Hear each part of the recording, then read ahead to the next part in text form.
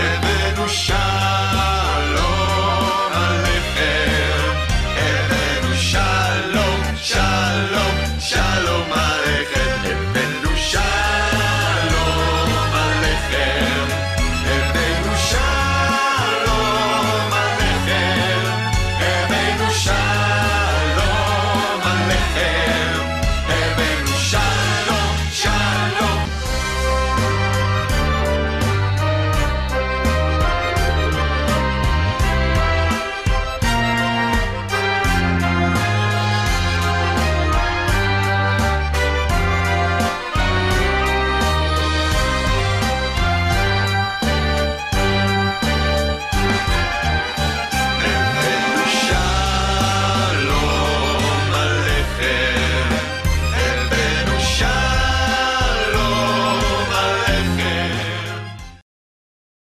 Abraham పక్షంగా ఉన్న దేవుడు దాన్ని కూడా ఆశీర్వాదకరంగా మార్చటాన్ని మనం చూస్తున్నాం.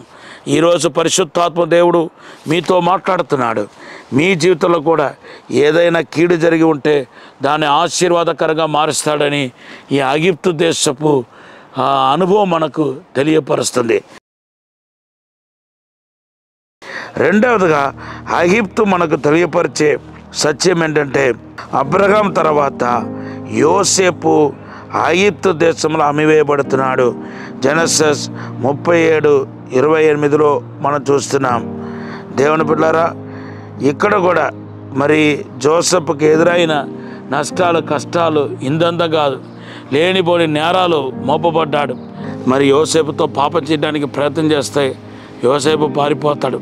అయితే ఎక్కడ తన మీద నింద వస్తాయేమో అని చెప్పి ఇంకా తన తప్పును కప్పిపుచ్చడానికి యోసేపు మీద నేరం ఒప్పి అనవసరంగా జైలు శిక్షకు గురి అవటం, తర్వాత చాలా దినాల తర్వాత వాస్తవాన్ని దేవుడు బయలుపరచటం, దేవుడు అదే యోసేపును ప్రధాని అనే స్థాయికి హెచ్చించటం ఆదికాండం 41:37 నుండి 57 వచనంలో మనం చూస్తున్నాం. దేవుని బిడ్డలారా, మరి యోసేపు అన్న దేశమంతా దీవించబడుతున్నట్టుగా ఆదికాండం 45 నుండి 47లో మనం చూస్తున్నాం. నా మాట వినండి దేవుని బిడ్డలారా, వాస్తవం ఎప్పుడు నిద్రపోదు.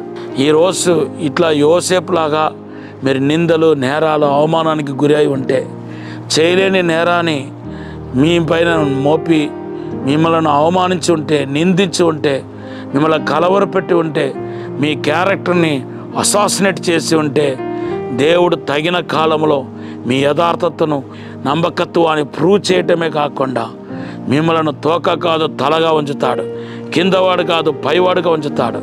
అది త్వరలోనే మీరు ఒక యోసేపుగా ఉన్నత స్థాయికి మీరు చేరుకుంటారు.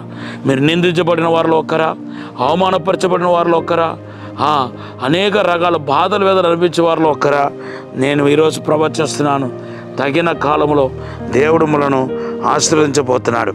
మూడవదిగా మనం చూస్తే నిర్గమకాండంలో మన 7వ అధ్యాయం 14 నుండి మరి 12 వచనాల్లో మనం చూస్తే, దేవుని బిడ్డలారా, మరి అక్కడ మనకు కనపడుతుంది యాకోబు కూడా ఇక్కడికి ఐగుప్తు దేశానికి వచ్చి అనేక రోజులుగా మరి ఒక మాయలో ఉండిపోయాడు.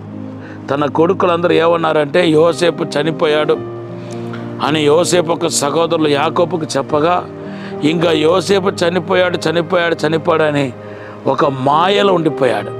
ఆ మాయను దేవుడు యాకోబు జీవితంలో ఇదే స్థలంలో ఐగుప్తు దేశంలో ఆయన సజీవంగానే ఉన్నాడని ప్రూవ్ చేశాడు. ఈరోజు కూడా మరి అనేక మంది యేసు చనిపోయి ఇంకా లేవలేదు అని కొన్ని దుర్ప్రచారం చేసే కొన్ని మతాలు ఉన్నాయి. కానీ నేను వాస్తవం చెప్తున్నాను, యేసు బ్రతికే ఉన్నాడు, సజీవంగా ఉన్నాడు. ఎవరైనా దేవుని బిడ్డలారా మాయలో ఉంటే ఖచ్చితంగా దేవుడు వాస్తవాన్ని పైకి తీసుకొస్తాడు. ఒక అతను రాజమండ్రి నుండి చెన్నై పనికి వెళ్ళి అక్కడ ఏమో రౌడీ షీటర్స్ చంపేశారని చెప్పి వార్త వచ్చిందంట. వీళ్ళందరూ వాళ్ళ ఇంట్లో ఉన్న వాళ్ళందరూ వెళ్తే పోస్ట్ మార్టం చేసి మరి రూపుమాపు లేని శవాన్ని ఇచ్చి, ఇదే మీ తమ్ముడు రౌడీ షీటర్గా ఉన్నాడు, ఇప్పుడు చంపేశారని చెప్పి ఇచ్చేశారు. వాళ్ళు కూడా ఇంటికి తీసుకొచ్చి కొద్ది కాలం ఏడ్చేసి ఇంకా తర్వాత పాతిపెట్టి ఏదో చేస్తారు, అయిపోయింది ఇంకా. కానీ ఆ కుటుంబంలో విషాదం చోటు చేసుకున్నాయి. నా దగ్గరికి మరి ఒకరోజు ఆ విషాద నిమిత్తం వస్తే దేవుడు నాతో క్లియర్గా మాట్లాడుతున్నాడు, అతను చనిపోలేదు, బ్రతికున్నాడని. ఇది అంటారప్ప గొడవ. ప్రభా నేను ఎలా చెప్పను, వాళ్ళందరూ పాతి పెట్టేశారు, సమాధి చేశారు, ఇంకా ఇప్పుడు 3-4 నెలలు అయిపోతుంది, ఎలాగ ప్రభా అంటే, దేవుని బిడ్డలారా దేవుడు క్లియర్గా రెండోసారి మూడోసారి కూడా మాట్లాడాను, క్లియర్గా చెప్పాను. అయితే నా మాట నమ్మలేదు. కొద్ది కాలంలోనే దేవుడు ఆయన తీసుకొస్తాడని చెప్పడం జరిగింది. అయితే ఏమైందంటే దేవుని బిడ్డలారా మరి ఇంకా నెక్స్ట్ జ్ఞాపకార్థ కూడిక జరగబోతుంది అనగా దేవుడు అతని ఇంటికి తీసుకొస్తాడు. ఏమైందంటే ఒక గంజా కేసులో పట్టబడి ఇంకా బీహార్లో జైల్లో వేయటం జరిగిందనమాట. అయితే నేను ఎప్పుడైతే ప్రవచనం చెప్పానో ఆది నుండి అతనిలో మార్పు వచ్చింది. ఆ మార్పును బట్టి దేవుని బిడ్డలారా పోలీసే జామీన్ ఇచ్చి ఆయన ఇంటికి పంపించడం జరిగింది. సో ఇటువంటి మాయలో దేవుని బిడ్డలారా ఉన్నది లేనట్టుగా మాట్లాడేవాళ్ళు, లేనిది ఉన్నట్టుగా మాట్లాడేవాళ్ళు చాలామంది ఉన్నారు. మీ జీవితంలో అటువంటి శోధన వస్తే కనుక యాకోబులాగా దేవుడు వాస్తవాన్ని బయలుపరుస్తాడని పరిశుద్ధాత్మ దేవుడు మాట్లాడుతున్నాడు.